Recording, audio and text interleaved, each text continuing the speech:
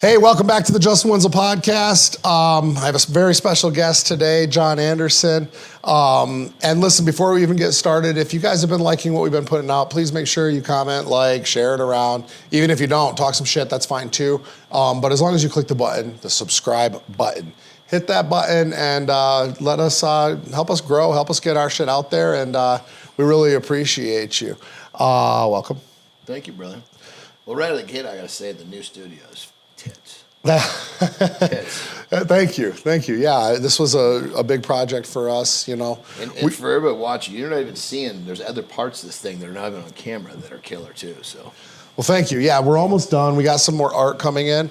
Speaking of which, have you ever framed art? I have. The fuck? Framing is expensive. Dude, especially if you got cheap art, the framing's more expensive than the art. Yeah, so some of the art I got wasn't expensive and some of it was more. The good news is the art that I like is very obscure. Yeah. I like street art, like Obey stuff, Shepherd Ferry. I like old punk rock, like flyers, record covers, things like that. Yeah. So it's not hard to get that stuff for less than like $1,000 that's signed by everybody. Mm-hmm. But even still, some of the frames that I got, like one of the pieces that I got was like $400. The frame was $400. Dude, I'm telling you, that when I was young, I got my first nice place, right? And I'm outfitting it, and I got a couple pieces. They were cool looking abstract pieces of, paintings, if you will, but they just looked cool. There wasn't any real value. I mean, it cost me a few $100. And then I went to go frame it. It was like double the frame, and I was like, holy shit. Yeah.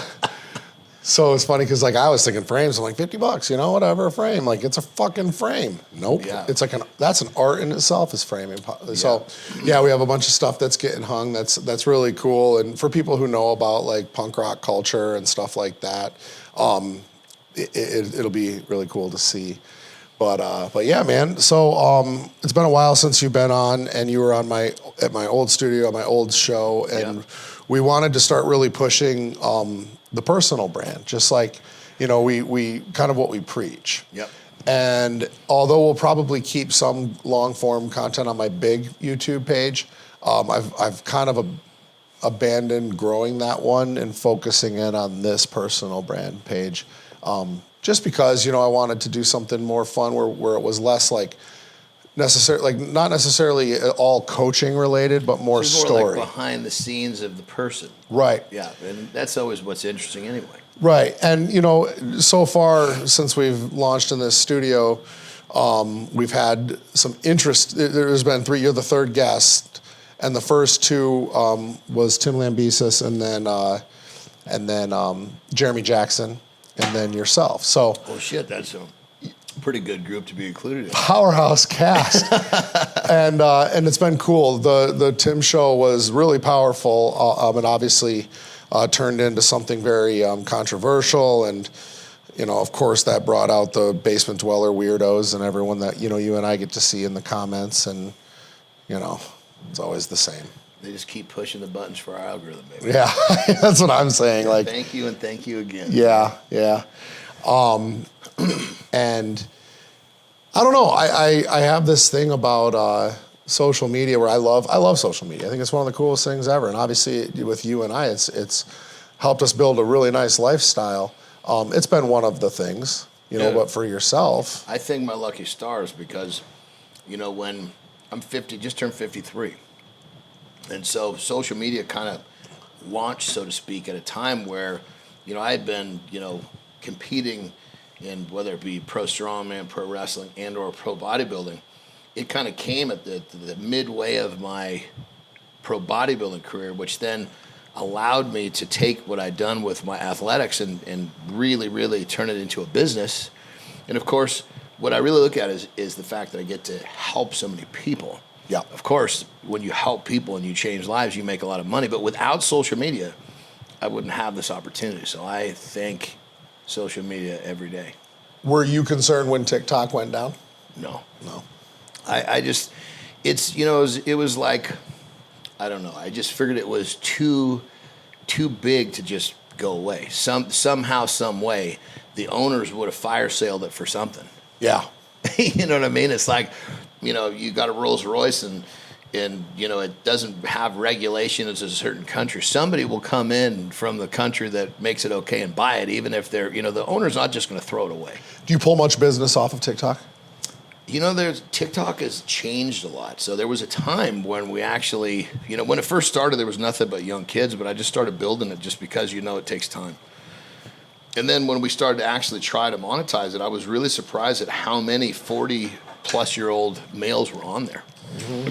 So we actually had pretty good luck. And I think my theory is that, TikTok became so popular with the kids. Well, I think that the parents decide, okay, well, what are I want to see what my kids are looking at, and then they get hooked. Yeah, now they're on the algorithm. And then they get hooked, and but I guess from a standpoint of a business, is it was evolving so quickly, it was kind of hard to stay on top of the nerve. I see. So I shit the bed with TikTok. When I first started, I went all in on Instagram. And some people would say that was, you want to be omnipresent, and that's what I definitely believe. And in a way, I feel like it was a mistake, but at the same time, I look at what I've been able to produce out of my Instagram, and I'm afraid that, I don't know, maybe it's a limiting mindset, but I'm afraid that if I would have tried to devote my time, because to grow an Instagram page, it takes a lot of work, focus, paying attention. Well, and the way I see you did it, brother, is that, and I kind of share some of the same thoughts. Yes, I had started a TikTok page, but I really wasn't focusing on it. I was just kind of letting time do its thing. I like to keep things simple. That's my formula for me as a person. So the way I look at it, and I do a lot of the same thing, you took Instagram and you focused on that, kept it simple, grew that. Now you're like, okay, I got a good grip on this. Now where do I go from here? Yeah. Yeah, and it's funny because, you would think the move would go to TikTok. I don't even know my login. Jake runs my TikTok. I don't even think I have a TikTok app on my phone. And that's how much I stay on Instagram. And then my next move was well, what do I enjoy being on? And I enjoy watching YouTube.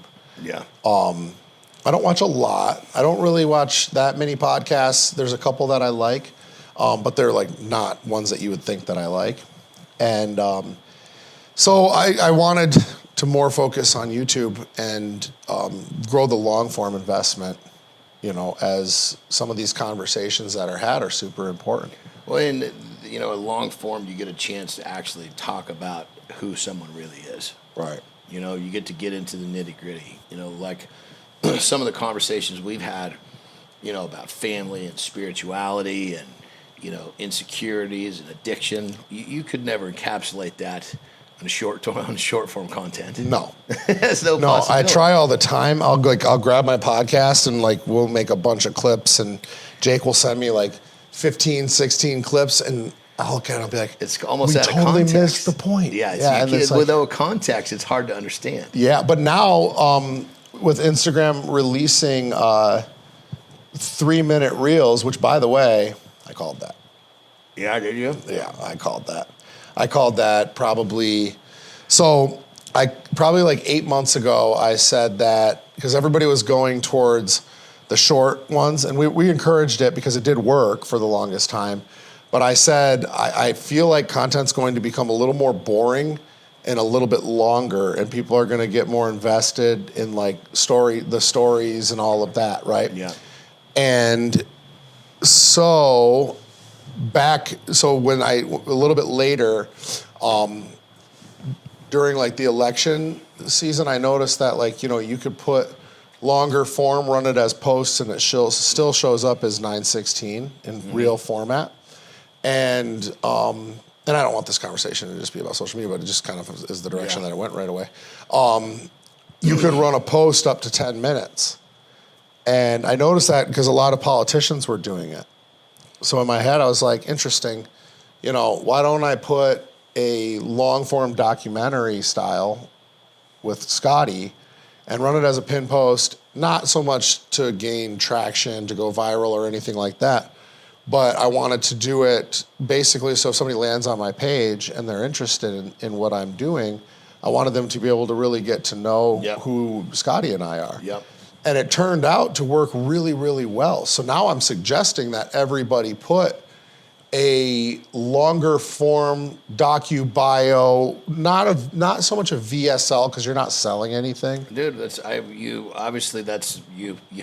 you explained it to me and I did it, and I was like, it was like an opportunity. The joke I was making is pull my pants down. I want people to see who I really am. Mm-hmm. People see me, but they don't understand, the challenges and the things that I went through to become to get here, And so that in the docu-bio, I talked about, hey, this is who I am. Yeah. And I am now basically, I guess you'd say I'm the outcome, or I'm this version of me because of all the stuff that I had to go through early on in life, and thank God it all happened. And people want to understand your story. Mm-hmm. You know what I mean? Because you were a fat kid.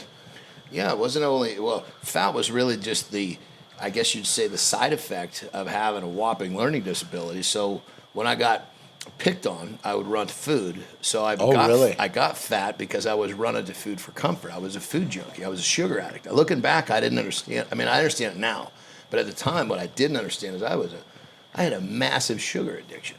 Me too. And so, but basically, that whole docu-bio just gives you a chance to open up and talk about this stuff. And I think the part that social media misses with the person, as we kind of shift gears and talk about some really fucking intricate fun shit, is who is the person? Because you get such a little piece of it, and sometimes people aren't willing to talk about the parts of them that maybe they're insecure, or like you and I are both very open about having addictive personalities, but we've harnessed them for good. Yeah. Well, earlier we were talking about that because I'm obviously an addict, and I have a massive caffeine and nicotine addiction still. And I was joking about it, but it's true, where it's like being an addict lost me so much money, but it made me so much more. Oh yeah, brother, I so agree. I mean, when you take a person with an addictive personality and you harness that on something constructive, look out. Right. I mean, it's my addictive personality gets me up every morning at 2:59 a.m. Addiction, well, that's 100% true. And addiction breeds resilience. Yeah. And resilience is really is the key to becoming successful. If you're not resilient, if you can't be told no, yep. How many addicts had to scoop up, $50, $60 to go get their fix, and they managed to make it work. But how many no's do they take to get the dough, right? Yeah, totally. And so if you are resilient, then you can be successful. Well, you don't even need to be smart.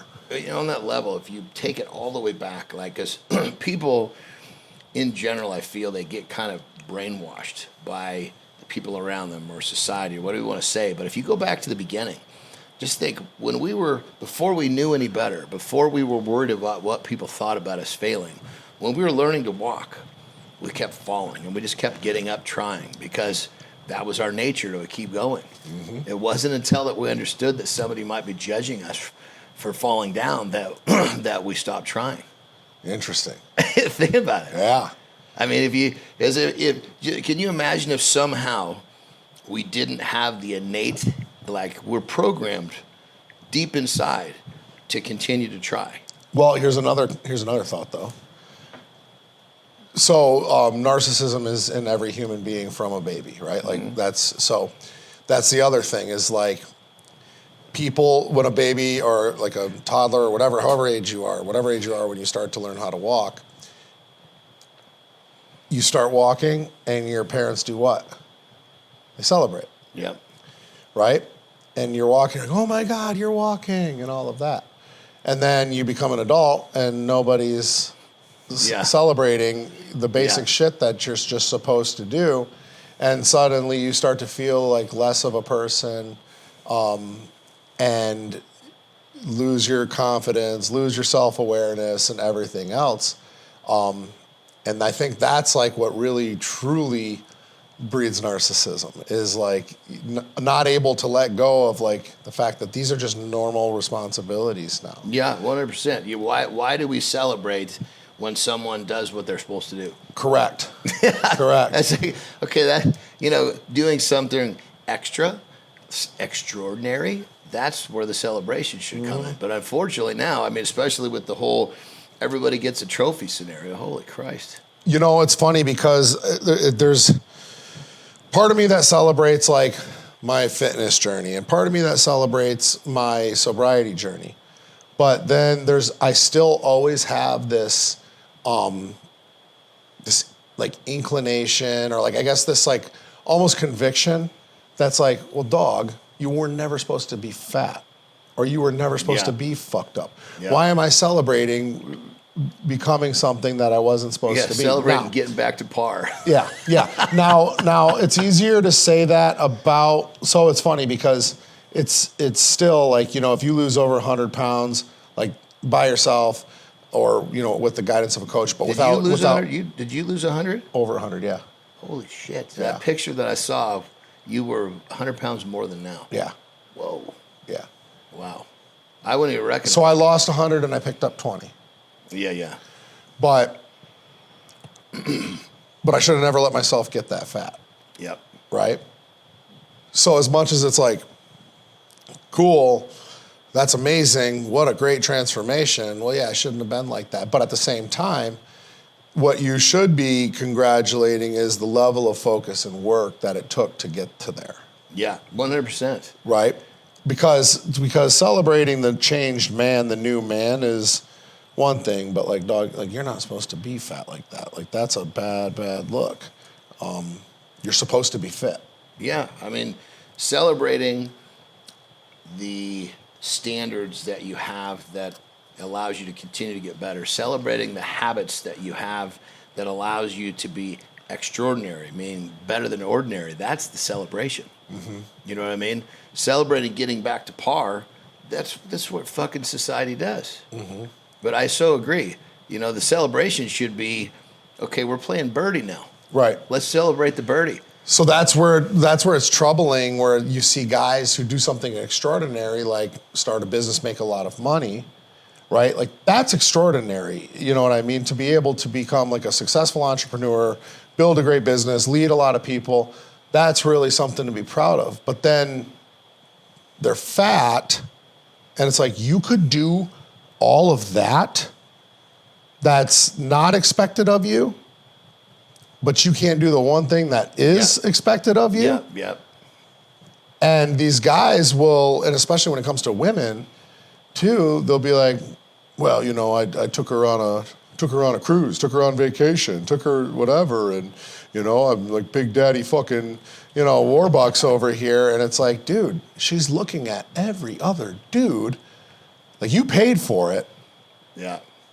But she ain't. She's pretending you're someone else. And I think just some of the basic shit, like, I wonder sometimes, do people even understand, when you break the word extraordinary down, it's ordinary, extra, more than ordinary. It's like people are so used to being ordinary or wanting to be ordinary or wanting to be normal. And, it's like somehow, like, how did eating properly, getting good rest, and exercising at least 3 times a week, how did that become extreme? Right. What? That's called taking care of yourself. That's the way we were designed. We're supposed to do that. If you don't change the oil in your car, at some point it's going to break. Mm-hmm.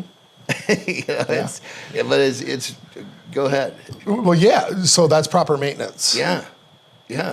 But it's funny. What's funny is just with the same analogy, without the proper maintenance, it breaks down, right? Yeah. And it's so funny because then you have to do all this extra work on the vehicle when it breaks down, and it's the same thing. These guys don't get it. It's the same thing. It's like you're not even doing the bare minimum. Yeah. And you don't realize like how much harder it's going to get, how much worse it's going to get every single day that you go on this way. You know, I think of totally. It's kind of like there's going to be X amount. Let's call it.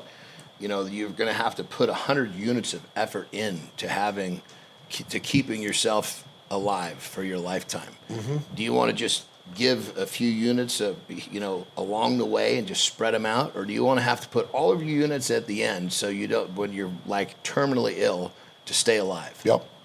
Those units are going to get spent. It's so I always relate it. So being someone that's done a ton of transformations, helped people through a ton of transformations, and including my own, I always relate it to credit. Your credit is so easy to fuck up. And it's like so like hard. your FICO. Yeah. Oh, okay. It's so easy to fuck up. Yeah. Like, it's so easy to get fat. Yeah, oh yeah. It is so easy to get fat. Yeah. But it's so hard to bring your credit score up. Well, it's like once it's fucked. Going to the credit score thing, it's like somehow, some way, the average person thinks that having a 600 FICO score is great. No, it's not great. Well, it's poor. It's fucking terrible. It's poor. When you're 750 or above, that's great. Yep. But the norm, well, I got it. Whatever. It's the standards have been dropped, Yep. and it's become so normal that people don't see it. This is totally off topic, but it still is on the credit side of things. There's also, it's funny because because I've ran a lot of credit in my life, and there will be people that will be like, here's a couple funny things about credit. And I think it still relates to exactly what we're talking about, because like there will be guys that I'll talk to and I'll say, when I was selling cars or whatever, I'd be like, yeah, about where your bureau is at? They're like, I don't really have any idea. And those guys are always like 850s, right? Yeah, the guy that says, I got great credit, he's terrible. Yep. And then I'll hear people say like, well, I got pretty good credit. Credit Karma says X. And then you look at it and they're like totally not there. Yeah. And then you'll see the rest of their shit come in and it's a mess, right? So it's like, okay, so everything that you do is a mess and it reflects in your score. Like what's one of the most, when it's all over and you've got a few minutes left to live, are you wanting to see your bank account, or are you asking for the people that you love to gather around? Right. What matters? So, are you so concerned with chasing the dollar that you're destroying your life, including your relationships, to get there? It's like, wake up, people. Right. And the thing about it is that guy that he has that thing that he's putting towards the chase of the dollar or whatever, his pursuit. All he's got to do is just open up that scope a little bit and apply it to a few more elements of his life, and he's good to go. Correct. It's crazy. Never. I guess to a certain extent. I mean, I've had plenty of issues, as you have too, where we get blinded by shit, like in addiction, where I've just missed the boat on some shit. But then when you pull your head out of your ass and you start to see clearly, you get away from the substance, you realize, holy shit, I've really neglected this part of my life. Mm-hmm. And I think somehow, some way, it's just. What do you think? Is it the way that we're programmed, we're bred? I mean, we're kind of bred to just go to school and get a job. Yeah. So I think in terms of, the way that, obviously you have internal and external locus of control. Okay. And an internal locus of control would say, I have control of what's going on. It's within me, right? Where an external locus of control is going to say like, oh, my parents raised me this way. Yep. And it's everything is like, yep, whatever's external, that like life is happening to me. Yep. As opposed to, yeah, right. So some people, and again, that goes right back to the way, and I've read a couple books about this, but that goes right back to the way that their parents raised them. And in some ways, like you would see it on the surface and you would say, oh, wow, that parent really celebrates their kids and they really, they love them and they support them and everything they do, they cheer them on and all of this stuff, even if it's not extraordinary, even if it's just like something they should be doing. And then all of a sudden that narcissism starts to grow and then all of a sudden they feed for that. So they need like some extra motivation or something catastrophic to happen to them for them to actually see what's really happening. Where like something that was me, right? That was me. And then you have people with internal locus of control where they were a lot of times raised raised well, but they weren't given much, they weren't whatever. Yeah. And before you know it, they realize like this is on me to take control and really allow life to happen for me and not to me. I don't know. You look at Oprah Winfrey, like, you know, she had like the worst upbringing. Oh. The worst. Yeah, I mean, she had she could have easily made her story, you know, it would totally justify that she never found happiness or success because of all the terrible things that happened to her. Right. It would have been she went completely the other way. Right. Her story is because of that. Right. And that's what I was leading to in the beginning. We were talking about social media, that docu-bio. I made a very clear look. Yes, I had this struggle. I'm not comparing myself to Oprah's problems. I wasn't molested or anything like that. Yeah. But the bottom line is that our stories, we can make our stories excuses or, you know, of why we're not who we want to be, or we can make them the reason of why we are. Right. And we have complete control of that as human beings. And I don't think that people understand that. I think that's what's going back to where we're programmed. People are programmed, well, you know, I didn't get X, Y, Z, or I wasn't able to become who I wanted to become because this happened to me. Or how about this happened to me, and that's exactly why I was able to, you know, develop the skill from this problem and go get what I wanted. Yep. Yeah, and most people will just, because it's so much easier to let it be an explanation. Yep. Or an excuse. And you know, I try to pride myself in not making excuses, but you can't help it. I mean, shit, I make a really, really conscious effort not to make excuses, but somehow, some way, people around, everybody makes excuses. You find yourself, the shit just kind of creeps in. Yeah. Like we were training earlier today, and I was having trouble getting down to reaching a couple of the bars, and I was basically making some funny sounds, and I blamed my funny sounds on my dirt bike crash, right? Why? Why did I have to say a word? Right. You know what I mean? Yeah, I think it's funny actually because there's a couple things, and this is again we're kind of all over the place, but that's all right. Yeah, we are. But there's a couple things that we naturally do, which would be too transparent in terms of like, you don't need to explain why you're making noises, right? No. Because nobody was asking. Yeah. Right. So like being overly transparent. Yeah. That's one thing, and that's not a pet peeve of mine. But I will tell you a pet peeve of mine. Let me guess. Go ahead. Apologize. Yes. Yes. Yes. You know, but check this out. That's what I remember you say that. And you know, the flip side is, I guess I use an apology is when I'm trying to dig on somebody. You know, my apologies, but you really need to pull up the slack here. Okay. Interesting. Yeah, I'll use that. I don't know why an apology would be I guess formal or required there. Well, I guess the idea of I want to be frank with someone, but I don't want to ruffle their feathers enough that they don't take what I'm saying in a way that's helpful or productive. Yeah, I just say elaborate. Yeah.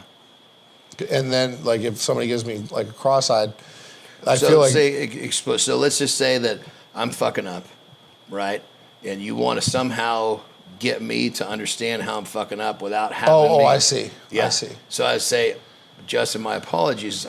I see what you're doing here, but no, you got to do it like this. Versus, Justin, do it like this. It's more of a softer landing into getting you to hear what you need to hear. I see what you're saying. So then I would say something like, hey, can I offer you some guidance here? Yeah. Or I'll ask to give them advice and guidance. Yeah. And then allow them to invite me in for that situation. My pet peeve is where people are like, when you're walking through a door. Yeah. Right? Or like there will be times where I'll hold the door for somebody. Yeah. And their body language will go like this. And they'll hunch over, and I'm standing way over them. So I see, and their body language goes to like duck down. Sorry. No, the response is, thank you. Yeah, I opened the door for you. Yeah. Not sorry, we met at the door and Yeah. you needed to walk in front of me. Yeah.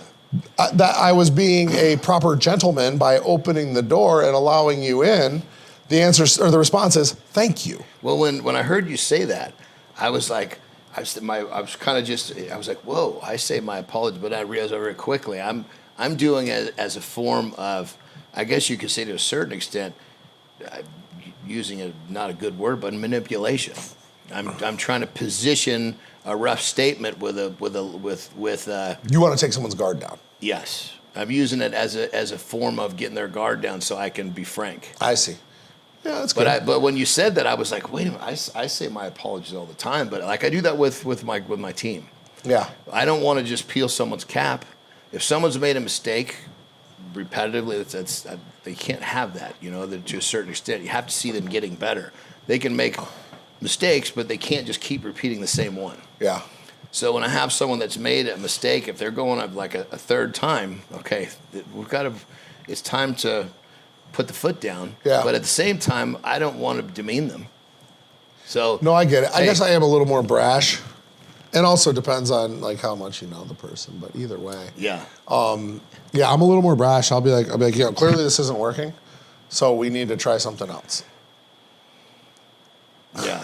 Well, I guess so. Think of it in a standpoint of where, if someone's in a position where they've got internal access to your life. Oh yeah. Someone that could actually. So you're saying if you're blackmailable. Yeah, I guess to a certain extent. So if you're blackmailable, then you're going in with kid gloves. Yeah, I suppose that's a way to put it. Yeah, I rarely find myself in a situation of being blackmailed, but Well, I guess but someone that, granted that could be, but I guess to put more bluntly, it'd be like someone that you've allowed close enough into your life that you want to be able to speak with them really, really sternly, but at the same time, I don't know, I think I've repeated myself over and over in terms of I must be saying it in a way that's, I want to give them a good shot, but I want to do it in a way that is not going to get them to, cause me problems. I see. That'd be blackmail you. Yeah, I get what you're saying. But when I heard you say that, then I thought to myself, holy shit.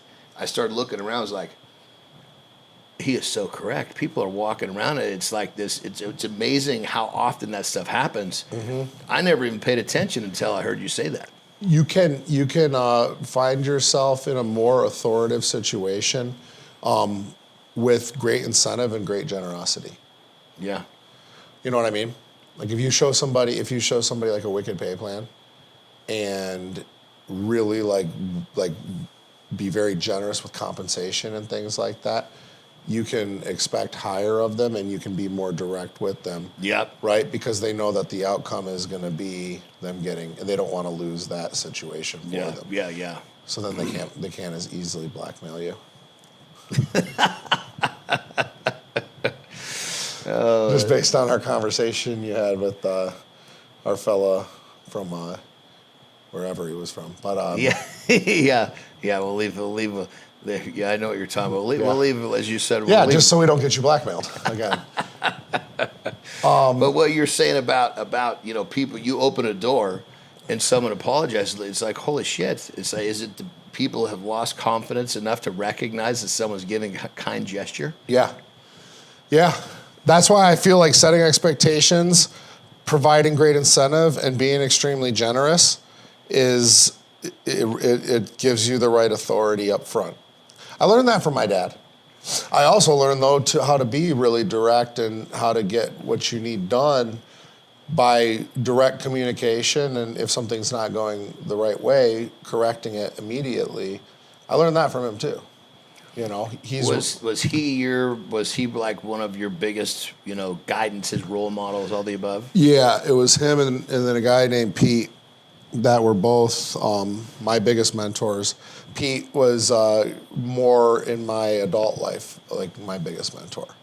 And Pete was great with me because he was able to explain like how to see things from people's perspective and how to feel things from people's perspective. So like when you set certain expectations or certain offers, knowing like how certain people are going to take it based on their personality, based on their income, based on maybe even their background or their culture or whatever, how to approach certain things and sort of backdoor your way into rapport and things like that.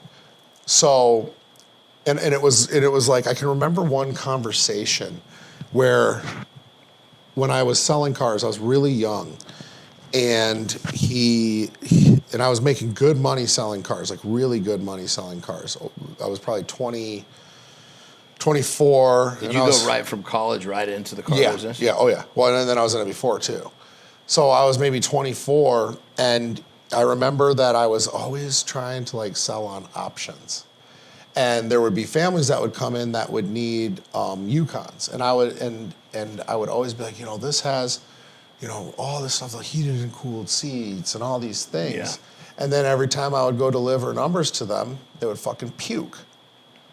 And I would go back with my tail between my legs to my sales manager, and he would be like, he would look at me cross-eyed, like every lazy sales manager does in the auto industry, and be like, well, you couldn't like this, and this. And I remember one time I did exactly that situation, and Pete was standing in the office, leaned up against the door, and I went back again with my tail between my legs, and I explained what was going on, and Pete sat really quiet and listened to me talk to my sales manager, and Pete was the general manager at the time. Now he's the president of the company. And he goes, Justin, come with me. And he takes me into his office, and I respected him. I've known him. He started with my father when he was 18 years old. His dad was a car dealer, and he didn't want to work for his dad, so he came to my dad. My dad wouldn't hire him. And he goes, listen, give me a fucking phone. You don't need to give me a Polo. You don't need to give me anything or a desk. Just give me a phone and watch me sell cars. Now he runs the entire company, the whole entire organization. Yeah. So he brings me in his office, and he goes, can I tell you something? When you get people hyped up like that, and then you take it away from them because the payment's too high or their credit's not qualified and things like that, you're taking all the gas, you're taking all the wind right out of their sails. He goes, Justin, not everybody has the money you have. Not everybody has the things that you have. You need to look at it from their point of view. Mm-hmm. If you set the expectations on more of a base model, right?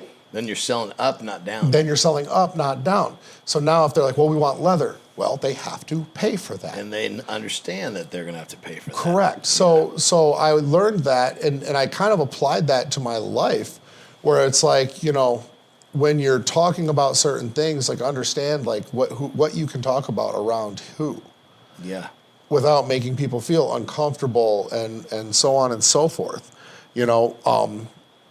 It's not a surprise that I grew up with a really great family, like very privileged. I don't know how I ended up the way that I did in my earlier years as a drug addict and destroying my life and all of those things. That's not a surprise.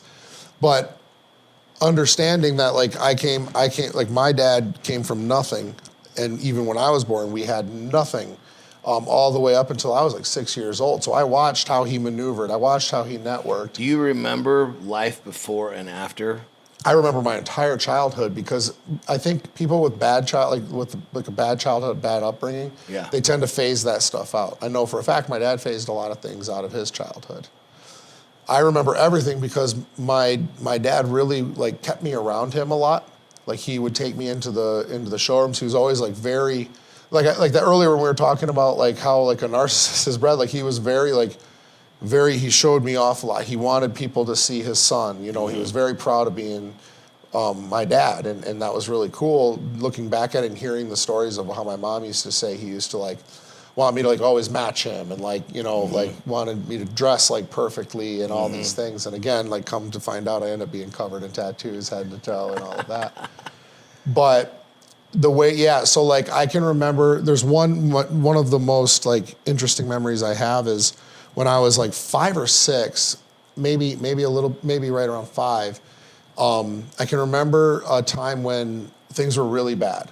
Like he was selling cars, maybe just getting into finance, but we didn't have a lot of money, and he would tell me, like, paperboy's coming, do not answer the door, or, you know, don't even, like, if you see somebody knock on the door, like, hide, someone basically. was coming to collect something. Yep.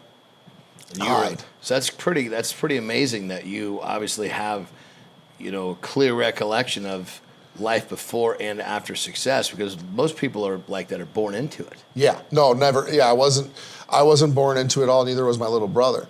And also, it happened fast, but it also happened slow, right? Like, we gradually became more and more successful as we grew up. We didn't actually become the business that we are today until, like, I was working for him. We were always, like, very successful, but it didn't turn into, like, and again, I don't really want to talk too much about that, but like, it's pretty serious now. Yeah. It's pretty serious now, and well, you know, there's some similarities here, brother. It's interesting. I'll let you finish. I want to share with. Well, yeah, that's pretty much it. But watching, like I said, like, I was I watched, like, how he did things, and I watched and he would explain things to me. I can remember being young and him teaching me how to read a finance report or a doc report, and all those types of, you know, all the different, like, elements of like dealership accounting and stuff like that. To where when I went to college and I took courses and classes in automotive retail, it was, like, really easy to me. It was because I had a good understanding of it since I was a kid, where he would explain to me, like, you know, what numbers should match and how to do whatever and what account is for what. And that's a whole nother conversation. But dealership accounting is, like, if you think about a dealership, how many departments there are, and how many, like, parts and everything, like, the accounting in a dealership is very, very challenging. Intricate. Yes. Yeah. And, like, what you do with different gross profits and how you move stuff around, you know, it's a pretty interesting thing. So my similarity. So what I remember was, I remember eating as a youngster, right? I remember eating, like, my favorite food as a youngster up until 6 was Campbell's cream of mushroom soup. Oh. It's because that's all we had to eat. Oh. I just didn't really understand that. And then when my mom got remarried, as I told you earlier today, we were hanging out. We had some great conversation before the podcast started. You know what I mean? I know we blew it. I know. We got off track early, but my parents got divorced because of me. You know, my dad basically said to my mom, you know, when she got pregnant, was, hey, it's him or me. Yeah. And so she said, well, you know, I'm going to keep him. Yeah. And she thought that once I came that he would stay. But he stayed 2 months and he left. And so there's basically me, right? She was a teacher, right? In a really rough neighborhood in San Francisco called Galileo. That was the name of the school. But anyway, I had 2 brothers. So she's supporting 3 boys on a teacher's salary. And so I don't really remember the fact that we didn't have any money. I just remember that I ate a lot of soup, and that's why cream of mushroom soup became my favorite. Then I'm 7 years old, and she gets remarried to my stepfather, who was a huge positive influence in my life. And here's a guy he was a chemical engineer, graduated from MIT in 3 years, and we moved actually we were up in Northern California. We moved up to Oregon, right, and we moved onto a farm. Oh. Yeah, and so... And he had some dough? Yeah, he did really well. I mean, at a chemical plant, you know, he actually knew how to create, like, he would sell, like, he would Georgia Pacific would have an issue with some problem, and he could create a formula of some chemical to solve their problem. Interesting. Yeah, like, he understood how shit fed together. So you basically woke up in a whole different lifestyle. Yeah, I met him once, and he literally met him once. The second time I met him, he was basically kind of just easing his way into telling me that he was going to be my stepdad. I remember vividly what he said to me. He says, you know, you're going to see me mad about as many thumbs as you have on your hands. And I was like, 2? He's, oh, maybe. You know, but he's a really calm guy. But anyway, we moved to Oregon, and I basically went to school, so to speak, as you went to school in a dealership. I went to school on a farm. Oh, wow. So, I mean, I was 6 years old. My first birthday there was 7, or 6 or 7. I can't remember exactly, but I learned how to drive a tractor. You know, we were like, my stepbrother and I, we were melting down steel in a forge. You know, there's wood shops. I mean, it was a full-blown working farm. Oh, cool. You know, so my education was on a farm as to where yours is in a car dealership. But yeah. I have that clear separation of remembering when, I didn't really know that we were broke. I just knew that, I had a lot of soup. Yeah, I don't think other than like those situations that you know what I mean? Yeah. I didn't know, like, we like had everything that we needed. We Totally. But we had love. Yeah. Yeah, but but I remember the clear separation between all of a sudden, now we're eating, meatloaf and steak and shit like that versus before. And I keep my love for cream and mushroom soup all the way until I gave up dairy. That's awesome. kind of crazy because most people are born into having more of a privileged life, Right. As to where it's kind of a blessing to have seen both sides of the fence. 100%. Yeah, to have like the different influence because of course like as you start to acquire and I think too like success doesn't happen overnight, right? Like and in some cases like your lifestyle may change overnight due to that, but like it probably took you some adjusting and getting used to that and whatever. And that was how it was for us too, because like we went from Michigan to Maine, which was already was kind of a culture shock, just like it would be from going from California to Oregon, but even different because obviously Maine is totally different accent, totally different like political views, totally different, just everything. I came from a really like conservative Christian area of Michigan, and then we went out to like liberal Maine, you know, and it wasn't like what it was in Michigan. So that was a big wake up call too, but then it was like watching like life progressively get I guess have more resources and money and whatever, but also like everything was more critical. Yeah. And problems were bigger. And in certain situations were more serious or more dire. And I started to realize that, like, I guess, people say more money, more problems and things like that. And it's true. It's such the case. And of course, the people that have never actually had money, whether it was given to them or they worked hard to get it, when you've never experienced but it's absolutely the truth. It sounds like, oh, poor so-and-so, but money presents problems. There's no question about it. Well, just like earlier today, there's the more that you have incoming, the more you have outgoing, especially if you're a business owner. Yep. We were talking today about just like subscriptions alone. Yeah. You start to build a business and you start to realize like, holy shit, like, as you grow, your nut gets bigger and everything just becomes more liability, and that should happen, and that does happen, but it creates more stress. When you have $200K a month nut or whatever, like that starts to get pretty critical. One of the things that I went through as when I graduated college, I had no intention of getting a job. And so I basically just started businesses, and of course I was failing a lot. But one of the challenges that I went through, like with my father, I'm curious if you had anything along these lines. My blood father, not my stepfather. My stepfather, he passed when I was in college. But my blood father, the one who decided that he was going to be, he left because of me. And I'm not being a victim. I had a great, I shouldn't say great, I had a relationship with him for most of my life. But it was like somehow, some way, there was this weird competition. Like when I started my first business that actually started to succeed, he started to make comparisons between what I was making and what he was making.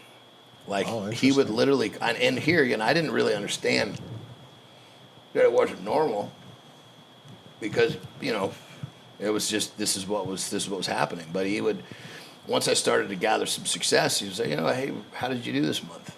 And I would tell him what we made, and then he'd say, I made this much because he had his own business too. And then the first month that he called and I made more than him, phone calls stopped. Interesting. So a lot of times you have a parent that, there's the dynamics of parenting can be very, very different. Like my stepdad had none of that. No. It was just straight up support, love, So I get that. So now I'm a self-made millionaire. My dad treats me like a millionaire. Yeah. Okay. He did not give me anything to start my businesses. I always make that like super, super clear that he's always been like, when I die, that's when you can have it or whatever, you know what I mean? But my brother and I are like very much like, my brother works for my dad and he makes a great salary, right? He has a great life and all of that stuff. But we don't get anything. It's not like there's like a Christmas, like crazy Christmas check or anything like that. Like it's normal, right? Well, a parent's not doing a child service by giving. No. So when I built this business, JWX and Justin Wenzel Fitness, the two businesses together, and when I started making multiple millions, he started treating me like a millionaire, right? And telling his friends and stuff like that. And it was like, cool, now I feel like more of a peer and things like that. But there will be times where he'll remind me, like, you're not shit. You want to see what the real deal looks like? You know what I mean? And I'll be like, wow. Like, and I know I'm not stupid. Yeah. I don't have a jet. Yeah. I don't have multiple boats, like massive over 100-foot boats. Like I don't have that stuff. I fly first class, but that's just because that's where I fit, Well, and you've got the money for the ticket. Yeah, I got the money for the tickets and the points as well. But like, yeah, there's times where like he'll remind me of like, where real wealth is, and I'll be reminded. And I'll be like, okay, that's what I want to aspire to get to someday. But the other funny thing is that I'm not. The truth is, I'm not money motivated. That's funny you say that, brother, because that's another thing that we share in common is that,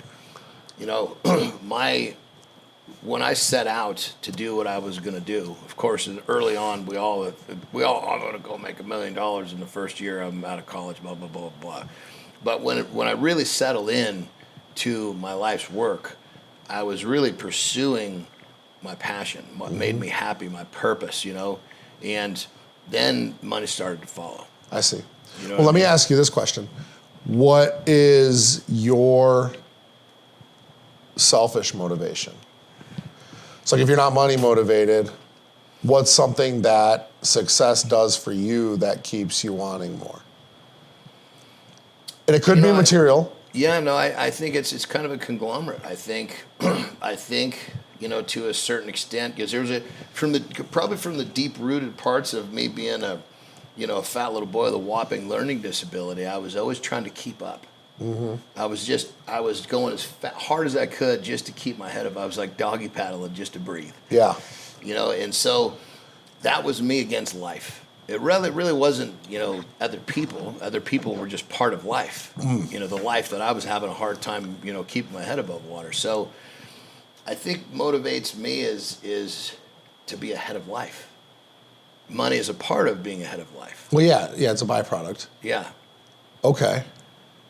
Does that make sense? Yeah, that's funny. It's the littlest things, like, and you can find if you look closely, you find it everywhere. Like, when I wake up early in the morning, right? But I always wake up 1 minute earlier than the time because many people get up at a certain time. Mm-hmm. I'm going to get up 1 minute earlier, because I want that one. It's a symbol. Yeah, you know what? I've thought about this question. But I don't know if that really answered your question about selfish, though, did it? So let me think. If I were to answer this question, and I've thought about this, Because I've asked myself, like, you know, I've always wondered, like, why are some people are so money motivated and others are not? And I'm not, probably because you know, I've had a lot of resources and things like that. So it wasn't like, I just didn't care. I like cars, I like buying and I like driving nice cars, but I don't care about cars. So it's not like, and materialistic people things. That work in the car business, the cars are just, this is yeah, so my selfish motivation, I guess, is admiration. You want to be admired.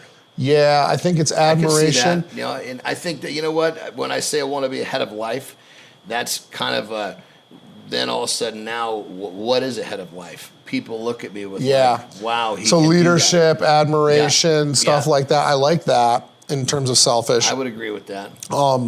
I like freedom, like being able to do whatever the fuck I want to do. But here's the question, is this stuff really selfish? Admiration, if you're it can be egotistical and narcissistic too, but like I said, there's like, and everybody's a little bit narcissistic. There's healthy narcissism and there's unhealthy narcissism. It's what you act on, right? So I think like doing something for admiration is narcissistic, and knowing your intentions. Like, yeah, I do things because I want to be admired, but I want to be admired by the people that I'm able to help to become greater and better. Yes. You want to be admired by the right people. Right. Yeah, I don't care if people are jealous of me. Right? And I think there's a big difference between like admiring and being jealous of, and having an admirable crowd and a jealous crowd are two different things. Yeah. And I think sometimes there's times where like I'll post something and I'll be reluctant to post it at first, and then I'll check my gut and I'll be like, did I post this to create a vision for somebody and to build up that level of like encouragement that like, you know, you could have that? Or did I post this to show off and be flamboyant? I share that feeling all the time. Yep, and I'll end up like checking my gut and taking it down. It's always in my storyline. I'm very cautious with what I post like on my actual feed, but there will be times where I'll have to like check myself and be like, that's not the person that you are. Yeah. You know, like you don't want to like make somebody feel lower just because you've accomplished more, but you do want to be, and when I say admired, I mean like inspirationally admired. Like that's an inspiration. He was able to go from being like in rehab on his own in California, like, and be able to make a decision to not go back to my old vices, and not go back to my old hold, leave everything I was comfortable with, sit here by myself, start a little business, build it into a bigger business, and then scale it into a full-on business. And that's something that's worth writing about and talking about. Well, and you know, I think on that level too, that's why I'm always very happy to expose, you know, my own personal challenges, the insecurities that I had to overcome. Yeah. Because, and I would say, look, and even in going back to the docu-bio that we discussed earlier, you know, it's like, it ended with something to the effect of, look, so if you know, a fat little boy with a whopping learning disability can go from here to here, I promise you can too. Yeah. You know, because that's, I try to look at the exposing of my life on every level, the good, the bad, and the ugly is, hey, you know, yes, I'm successful, but I still have to work on keeping it figured out every day. I deal with the voices in my head that are telling me not to go to the gym, telling me to sleep in, telling me to do all the things that the average person is having a hard time getting rid of. I have to deal with that same as everybody else. Yeah. So by exposing the fact that we've learned to overcome that stuff, you know, there's a fine line of showing, you know, not flashing in the process. Right. Yeah, but I'm so with you there, because, you know, is the post or is the message going to get someone out of their chair, or is it going to actually put them deeper in their chair? Right. And that's the question, Yeah. right? That I have to ask myself sometimes, and again, I'll have to check myself because I never want anybody to feel that way.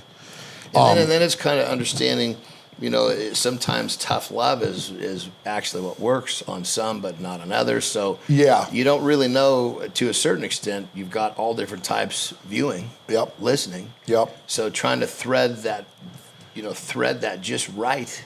Right. And in some cases, especially when you're talking about like business and success and things like that, there is a fine line between coming off condescending and coming off inspirational, which sounds crazy to say, right? Because they're such opposites. Yeah. But if you really think about it, who would be like somebody that would be like right on that border of condescending and inspirational? Andrew Tate. Yep. Right. Yeah. Grant Cardone. Yeah. Probably a little less brash, but still. Yeah. That way. But where it is like, like you're sitting there like a piece of shit. Look what I've created. Yeah. But at the same time, it's almost like it's condescending to the people that are weak, that are like, oh, he's just showing off. It's inspirational to the people that are like, wow, that's possible. Yep. Right? And I think most people need to know that your view of the way somebody speaks about their success is going to reflect in your success. Meaning, like, if you are jealous, if you see something on somebody and think that they're being showy, flaunty, and whatever, like, you don't know how hard I worked to wear a Rolex. You don't know how hard I worked to drive the car that I drive or live in the home on the beach that I live in. You don't know how fucking hard that how much effort that took and then how much effort it takes to maintain. 100%. And I think now that we're talking about this, I think that's why I'm probably happy to offer up the fact that, hey, I started behind par. Mm-hmm. It's as almost more of a roadmap. Because there's plenty of people that suffer from the shit that, from being whatever problems you have. There are plenty of people that had those problems that became successful. And sometimes when you see that they were, using myself as an example, I'm happy to uncover the shit that I had to go through, and that it helped me become who I am. So when I show something that may look flashy, I actually feel very comfortable coupling it with, but hey, this was point A, this is point B. If I can do it, you can too. And I feel including that type of a message, then really kind of makes sure that whoever's listening, there's something there for everyone. What do you think? No, yeah, I mean 100%. Yeah. And again, I think it's not up to you to decide how you come off. It's up to the person that's viewing to decide whether they want to be a bitch about it or not. Yeah, there's a certain level of that for sure. Yeah. Yeah. So before we started this show, I asked in my storyline for some questions. Oh, yeah. You want to get into this? Yeah. And there's a lot. Let me see. Is it really? Yeah. That wasn't much time. Yeah, there's a lot. Because we posted that just a few minutes before we started. There's a lot. I'm going to kind of go through. I'll go to like more of the funny ones and the light ones, and then I'll talk about more of the serious ones. Who can bench more? Like currently, right? I would imagine he means currently. I don't bench anymore. Me neither. Well, then I guess we'll have to just leave that one to it. Well, how about this? My most recent heavy bench was when I had some insertion issues. Did you? Oh. That was 405. It happened on the 6th rep. God, that's a lot of weight to have a problem in your pec. Yeah. Yeah. And it wasn't a full tear or anything like that. I just felt it and I was coming up on my last one, and I told Scotty, I said, pull it off. Let's go. Get it away from me. And I never benched since then. Yeah. So the answer is 405 was my last big bench, and I nearly injured myself at 6 reps. Well, I would say my biggest bench, and what I always keep in mind, I never really benched wide. I was benched more narrow because I was in the sport of strongman. You're not doing anything out here. It's all here. you're pushing a stone up on a platform. So I would regularly do it was just basically just outside the shoulder width. But I could do 565 for a rep or two. Yeah. So the answer to your question, John can bench more. But neither of us bench currently, Favorite training split, and how many sets per week per body part? Well, you know what's crazy? This is kind of an interesting thing that I want to share with the audience here, because obviously we could talk about, I've been training for 35 years, right? But you see me now, I'm 53 years old, right? And you see the way I look. And you'd be alarmed, even you would be alarmed, if you understood how little training I do to stay here. Because the training is such a small piece of the equation. As we get older, we don't need to do as much. When I was younger, I would be in the gym very regularly, 2.5 hours, but I could recover. Now, my workouts, I get in and out with my warm-up in 45 minutes, and I rarely train more than 2 days in a row. Bro split or push-pull legs?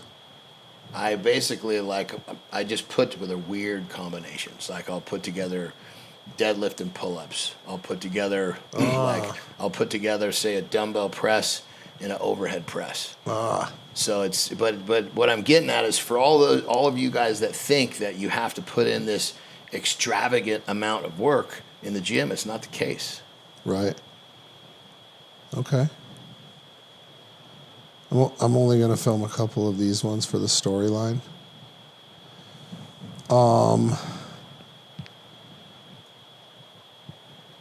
Let's see here. This whole thing should start when I asked you the question about your dad. Everything before that was just us fucking reeling around in circles. Yeah, so I'm going to answer just a couple of these. So I let John answer this one. What band was I into in my younger years? It depends how younger you're talking. Younger, when I first got into bands, probably Sublime, Blink-182, Sum 41, things like that, and then I went deeper into it. Let's see. What about you, John? What band were you into in your younger years? That's a good, I guess. What do you say younger years to define that? Because I think high school. High school.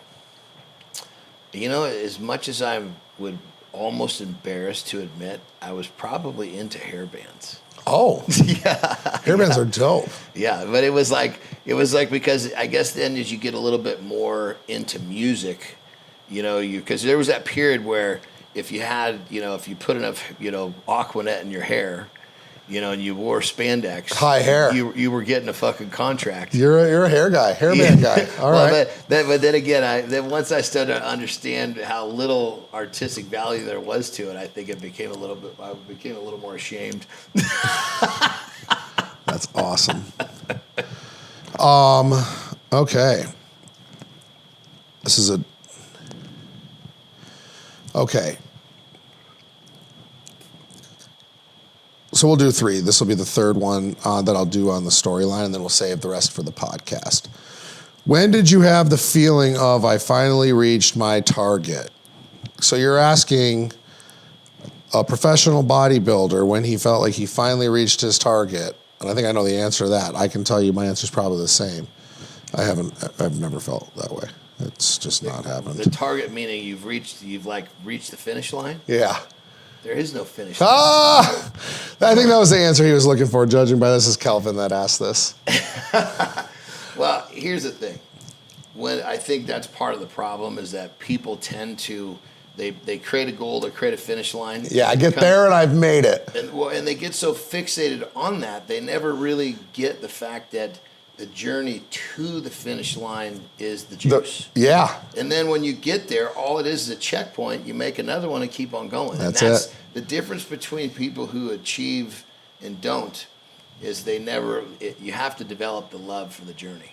Yep. Without the love for the journey, it's non-existent. That was Kelvin. That was Kelvin. Okay. All right, last one. Or this is the last one we're going to do. Hang on. So this is the last one we're going to do in the storyline, and then we'll answer some more in the actual podcast. Here we go. Who's the bigger wrestling fan? And I guess we'll go currently. They weren't specific, but who's the bigger wrestling fan currently? I think it's me. Yeah, I would say so. Do you even keep up with it anymore? No, and part of it is because, I still have some buddies that are in the business, so I love to stay in contact with them. Who is one of them? Finn. Oh yeah, hell yeah. Yeah, he was my boy in Japan. Really? Oh yeah. He's been in my house every time. Like when I became a bodybuilder, whenever they came through town, he would swing by and he would come to my gym and because they travel in groups. Yeah. So I can't remember who he was traveling with at that point, but they would all come in, and then Carl Andersen, that's Chad Allegra's his real name. Okay. He's still one of my boys too, and then Matt Bloom, he was way back when. He was A-Train to Giant Bernard, But I guess to answer the question, once I leave something behind, I leave it behind because I'm moving forward at that point. That's true. I think too when you did it as a career, you know what I mean? Like that's probably enough. All right, we'll answer a couple more of these and then we'll call it.